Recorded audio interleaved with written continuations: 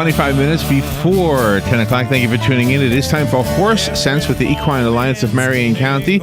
In the studio, Barbara Feitos, Crystal Fernung, and Mark Shuffett are going to educate us about this industry that makes Marion County proud and famous, and big race tomorrow. So good morning to all of you. Good morning. Hey, Larry. Yeah, we sort of talked about is it called Pimlico? Pimlico. It's Pimlico Racetrack and the Preakness. And were you embarrassed for me that I didn't even know where it was when you heard me say it? No, okay. That's what we're here for. Okay. See, you got educated already. I didn't know where it was. We're going to talk about the history of the three racetracks a little bit today, too. Oh, okay, okay. And somebody brought up this morning that the horse that won the Kentucky Derby is sick. Is that right? Nope, he's not. We're going to talk about that, too. He's not sick. Okay, good. So let's hear everything we have to hear. Barbara, we got some horse bits. We've got some horse bits to talk about this morning. As always, thanks to our wonderful sponsors, Infinite Natural Day Spa, Florida Thoroughbred Breeders and Owners Association, and of course, El DeMarco Photography and the Blue Jays Band, who have composed our great theme song. But we have a wonderful announcement for Almara Arabians, one of our other wonderful sponsors.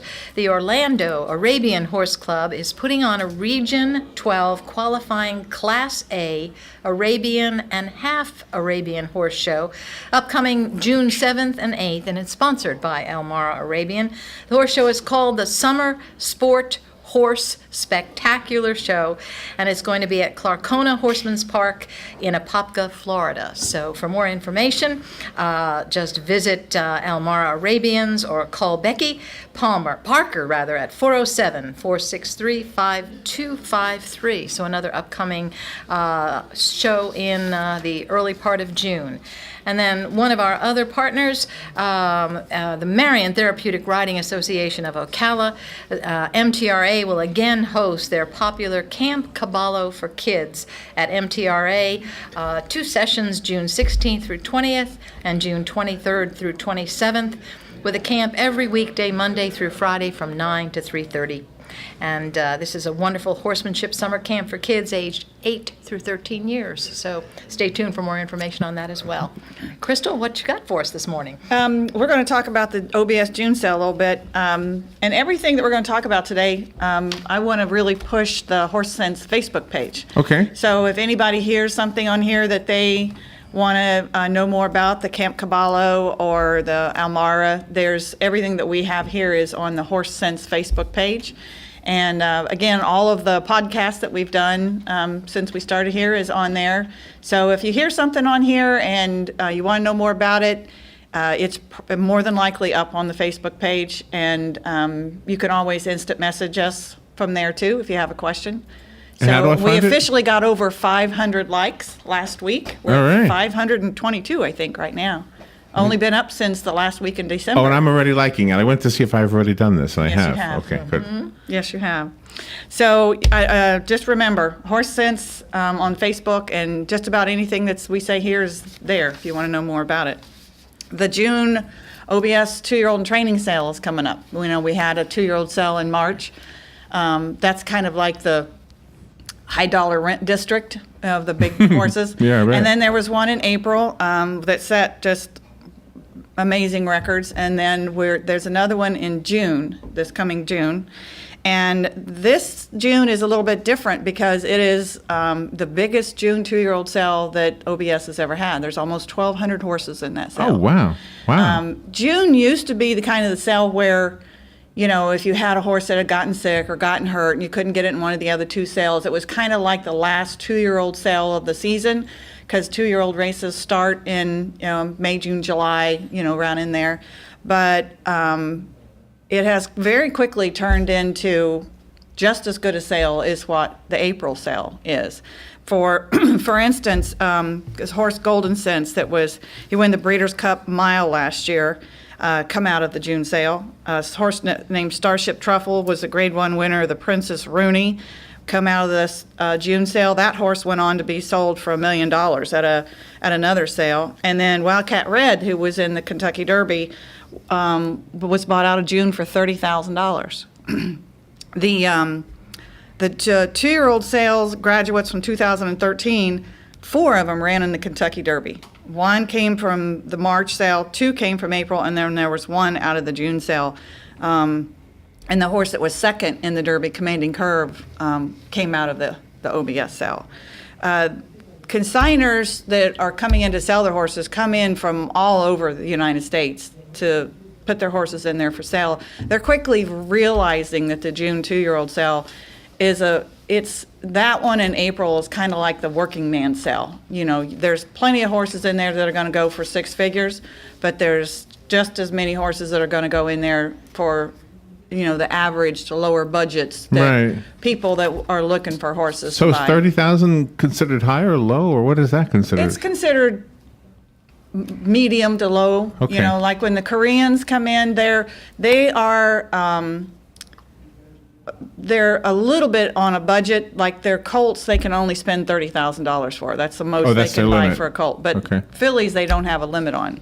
So 30,000 is that's a good working man's and you cost could, for getting into. I mean, if you did everything right and you were lucky, I guess luck is part of it, right? Mm-hmm. You could make a lot of money with that $30,000 horse, right? And it's just like we said before, you can't buy the Kentucky Derby or the Preakness or the Belmont Stakes or any other stake. You know, I mean, a horse doesn't know how much you paid for it. They don't know who their sire is. They don't know who their dam is. You know, it's all a matter of, you were talking about athletes this morning. You know, what was an athlete? What made it a human athlete? Right.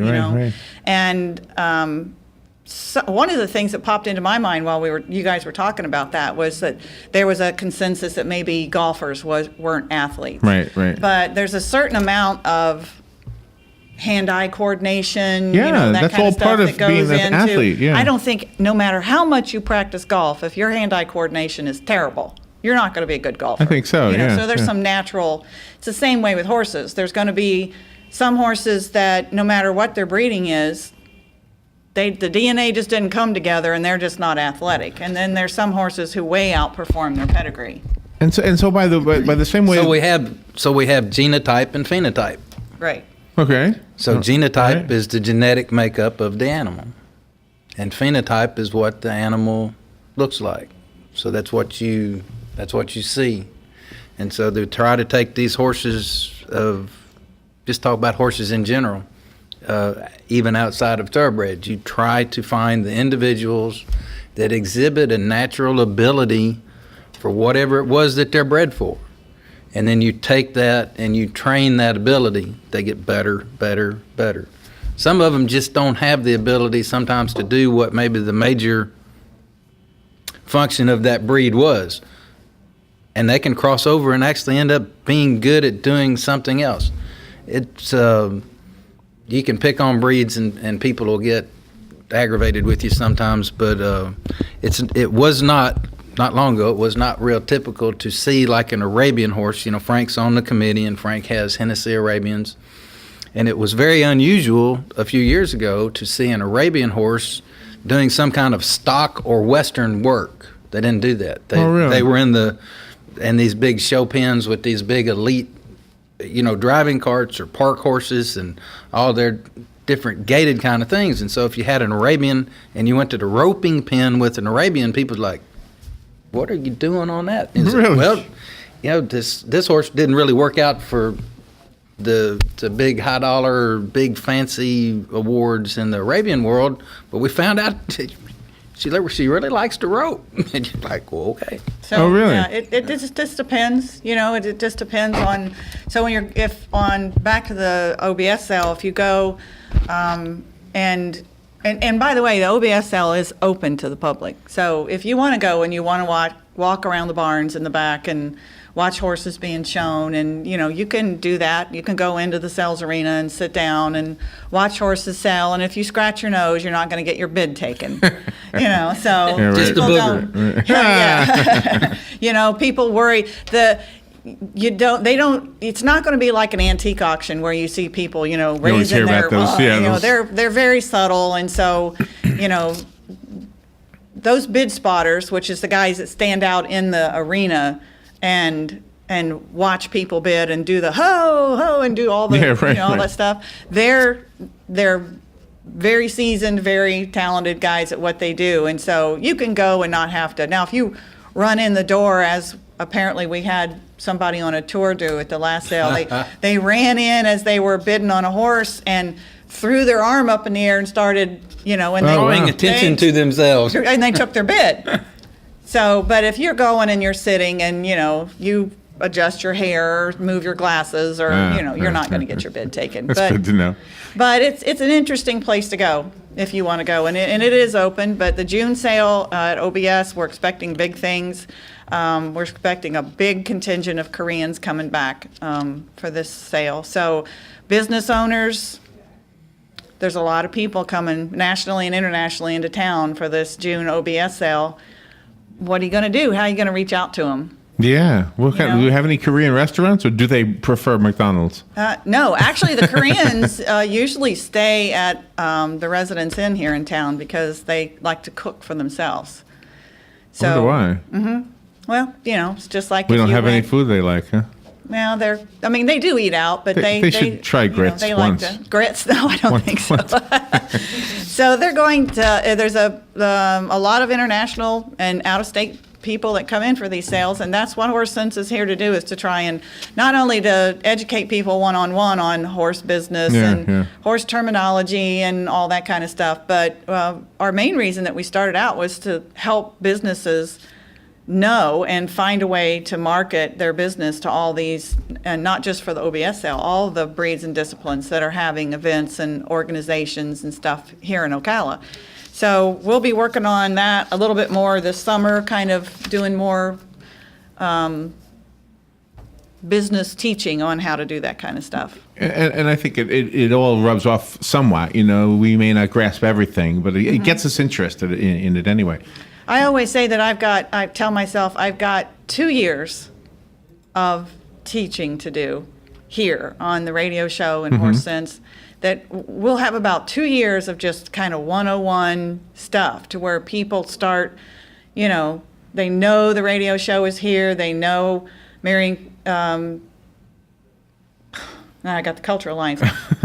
Marion Equine Alliance is here. Equine Alliance. Equine Alliance of, there you go. Equine Alliance of Marion County. I know. I haven't seen you in a while. We need to get back I on had the same. 3 foals yesterday. 2 more to go. I'm going to start sleeping here I was pretty going to soon. ask if you were done yet. Nope, I'm not done yet. Getting close. Yeah, getting close. So, when people start kind of getting back into just a common knowledge that all these breeds and disciplines are here, and they start looking for the information, then we can start, really putting a lot more information out there. And the Facebook page is, like I said, we've got over 500, I think 520. 522, just a second ago. If when I you're looked. if your friends on the, Crystal's mentioned it a couple times this morning. If your friends on the Facebook page, if you like that, and you've got other buddies from other places, it doesn't have to be in Florida. Share that page. We'd like to get it out and see. Share it around the world. Share it globally. If you've got buddies overseas or just this week we've doing horse stuff. Yeah. And if you've got questions about us, or if there's things you'd like to know that maybe we talk about a little bit on the radio, or maybe we don't get to mention sometimes, but if you've got questions about how do you do business with the horse industry, or how do I get into OBS, if you can message us on through the Facebook and the Twitter. We're checking those. There's 3 or 4 of us that check that stuff pretty routinely and try to keep it current with some posts at least a few times a week, some new information up there. So it's worth going back to look at. Yeah, this week there's a post, there's a link to the official Preakness stakes, Preakness.com. There's a link to what's TripleCrownRaces.com. There's the PollockReport.com with an article on California Chrome. There's some YouTube stuff on there. There was the official Preakness website is on there. There's a lot of stuff on there, and I try and put stuff that people can link to and learn more on their own. And so like the Jockey's World is up there, and they do, he's done a thing where he did a terminology a day for a whole year. So he's got 365 days Oh, really? of terminology, and he posts them on there. You can get them on his site. He reposts them and we reshare them. He's right now working on videos to go with each one of those terminology days. So there's lots of sites you can go to learn a lot of stuff. Do you know one term that you use that everybody uses that I really didn't understand? And I know this is going to make me seem really stupid, but the word thoroughbred, I always thought it was the same as purebred. I thought thorough, like thoroughly bred, you know? Oh. I never realized. Makes sense. I never knew it was like a type of a horse.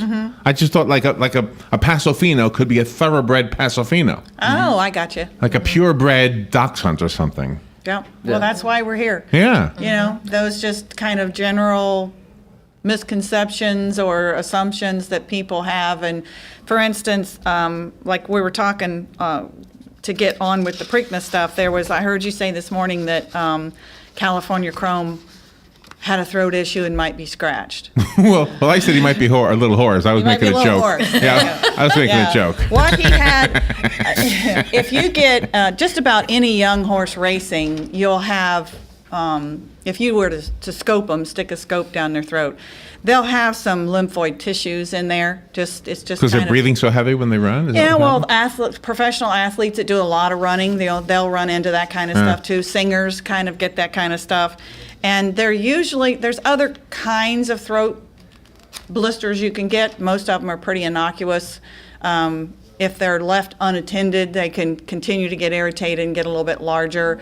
On a horse like him, he coughed a little too, like 3 times in a row. So they're like, okay, let's go ahead and scope him. Oh, is that what it was? What they were treating him with is throat wash, and it's basically a glycerin throat wash, just like you or I would use most throat washes, throat gargles that we use for sore throat have glycerin in them. So that's what they were treating him with. And just this morning, he went out, he galloped. Racetrack was a little muddy, but he's been out, he's galloped, he's completely cleared. Dr. Larry Bramlage is with Rood and Riddle Veterinary Hospital in Kentucky, and he's the vet that NBC uses for commentary and questions. Okay. And his statement was, he's completely fine. The blood work came back fine. The throat issue is no big deal. It was just something that had they not been scoping him, they probably would have never known it was there. He had it before the Kentucky Derby, and it was treated then, and it went down, and so it's a non-issue. He will be in the race for the racetrack for Pimlico tomorrow. The interesting thing was when he went there, when you're at Pimlico, stall 40 is where all Kentucky Derby winners are stabled. Oh, really? Yep. If you win the Kentucky Derby and you go on into the Preakness, you go into stall 40. Oh, wow. Yeah. So he's in a stall that many, many, many other famous horses have been in, and all the photographers and everybody's there waiting at stall 40 for him to show up. Is there a story behind the number or the reason for that being? Not that I know of. No? I've just always known that stall 40 was okay, where okay. it's probably just the position in the barn and the easiest one, the closest to the barn office. Anytime you're in a trainer's barn, you can always tell who the best horses are because they're closest to the to the trainer's office. So that's pretty easy to find. I wanted to talk a little bit. There's 10 horses in the race tomorrow, and there's 3 of them. One of them, the Pablo Del Monte, he drew into the Derby. Remember when the one horse scratched and he drew in, and they decided not to run him because they didn't feel he was quite weren't ready. Yeah, he wasn't quite ready, Yeah, so they didn't yeah. want to push him. He's definitely in the Preakness, and he's a Florida bred. Bayern, Bayern, Eddie Woods, who's has a large training operation here in town. He did his early training for him, and Right On Curlin was trained by Barry and Sherry Eisman, who have a large training operation right here in town. So again, So it's exciting for Ocala again. yeah, exciting for Ocala again. Does it say in your paperwork who's riding Right On Curlin? No, I don't have that. Okay. Well, Calvin Borrell rode him in I don't think he's riding him again. the Derby. I don't think so. Okay. I might be wrong, but I don't think I so. haven't looked it up yet. I'll have to But, look. people, I say that because people don't realize, I don't think, that Ocala's where most horses come to train. There's lots of training operations here in town, and there's Yeah, a lot, the grass, the air, the temperature, no snow, they can get out. There's a lot of, majority of the horses that come through here end up in these big races because Why are the jockeys are typically small guys, Yes. right? The cowboys in the rodeo are not necessarily small, right? And they're athletes as well. well, they're not going off a weight limit. Thoroughbreds have a weight limit. A lot of them are assigned weights for certain type of races. Okay. So they can only carry so much weight. The saddle weighs so much, the jockey has to weigh so much. And if you get a really small jockey and you're in one of those races that the horses are assigned weights, and they're assigned weights by the best horse in the race carries a little more weight than the least talented horse in the race, so it's a little bit of a even and out of the talent level. So if you've got a horse that's maybe he's 118 pounds he's got to carry, and the jockey and the saddle don't make 118 pounds, they add weight to the. Oh, they do. The saddles have little pockets in them, and they'll put weights in Oh, the wow. pocket to make them add up to that much weight. And so that's the term, what she just described as handicapping. So they, Oh, really? sure. In It's like horse this racing. horse carries 122 pounds, but this horse maybe not just quite as good, so we'll let them do 118. Oh, wow. Similar to golf, I guess, in a way. Yeah. Not all races are They're- like that, yeah. but some of them they're actually assigned weights that they have to carry for the race. So you were talking to your guests earlier about the different racetracks, and I thought it might be fun to throw out a little information about it. For instance, we'll start out with the distance of the races are all different depending on which racetrack and which race you're talking about. A furlong. So you'll talk about a race as 6 furlongs or 8 furlongs or a mile. A furlong is equal to an eighth of a mile, or Oh, really? 220 yards. Okay. So a mile racetrack has We have a fan. we do. Hey, The horses. Yeah, she sees the little horses. She sees the horse. Yep. Yeah. So a mile has 8 furlongs in it. So Sorry. that's okay. So so when you're looking at a race, or you're looking at these races, and you're seeing a mile and a quarter, then you can kind of figure it out yourself. Like the Kentucky Derby is equal to 10 furlongs. A mile and a Okay, quarter is okay. 10 furlongs. I know. So- Never knew that. Mm-hmm. You've known it all your life. well, most of my life. I don't think I was born with that knowledge. No. Now, Yeah, a Pimlico- 7 furlong race. I Okay, mean, it's okay. fairly, you pick up your program when you go to the racetrack, any racetrack on any race day, and there's a description of, Yeah, and I've heard the term. I race just that's never coming up. really knew what it meant. was. Eighth of a mile. We've only Now, got about a now you minute know. and a half. So. Pimlico, the Preakness is a mile and 3/16. It's $1 million purse. The record is held by a horse named Louis Quatorze, who ran it in 1 minute and 53 2/5 back in 1996. It's the second oldest racetrack behind Saratoga in the United States. It opened in 1864. Wow. He shares the record, doesn't he? Doesn't say so. No. I think he does. And Look it it's- up, trivia.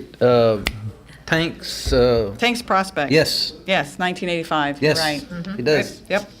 So Good job. Pimlico it's like I said, it's the oldest racetrack behind Saratoga. It opened 1864, and they're celebrating their 130th anniversary this year. So it's pretty cool. So they're The- 10 years behind the Derby. And the Belmont, where the Belmont Stakes is going to be, it's in Elmont, New York. That's a 1.5 mile race. Uh-huh. It's also a $1 million race, and that record is held by Secretariat. Do you know, I Back in actually remember hearing 1973. that race. I was near That's it. the picture that you see where, like, he's 30 like lengths. 30 lengths behind the last He's looking horse. under his arm. It's so cool. Yeah. It is cool. He like I'm just trying to do 2 things at once.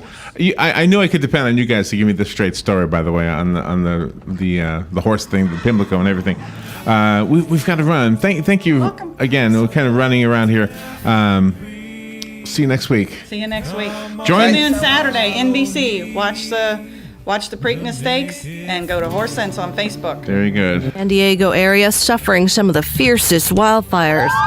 Fire crews in San Diego County have gotten some of the 9 wildfires under control. More than 15 square miles of land have been scorched. At least 8 homes, an 18-unit condo complex, and 2 businesses have been destroyed. Fox Radio's Jeff Manasso. There's a push underway to help cops suffering from post-traumatic stress disorder. A nationwide effort by some police unions that would allow those members living with PTSD to be compensated. Lawmakers in some states are concerned that such benefits would strain budgets and lead to frivolous claims. Federal employees in the military can collect compensation if diagnosed by a psychiatrist, but most states require cops to have an accompanying physical injury to qualify. Fox Radio's Karen McHugh. And U.S. home building climbing 13.2% in April. Fox News, we report, you decide. And now, another golf.